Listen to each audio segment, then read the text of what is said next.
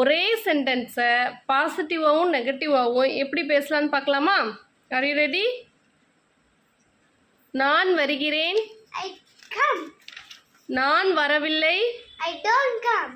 நான் படிக்கிறேன். I study. நான் படிக்கவில்லை. I don't study.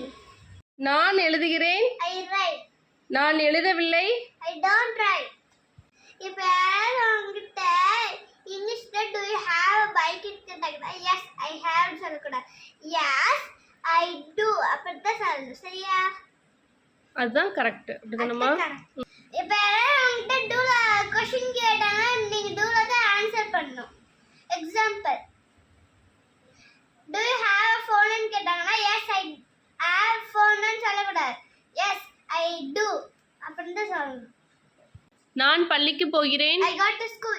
நான் வேலைக்கு போகிறேன். I go to work. நான் கடைக்கு போகிறேன். I go to shop. இப்போ நீங்க எங்க போனாலும் go யூஸ் பண்ணி நிறைய சென்டென்ஸ் யூஸ் பண்ணலாம். Thank you. நான் படித்துக் கொண்டிருந்தேன். I was studying. நான் சாப்பிட்டுக் கொண்டிருந்தேன். I was eating. நான் விளையாடிக் கொண்டிருந்தேன். I was playing. நான் சமைத்துக் கொண்டிருந்தேன். I was cooking.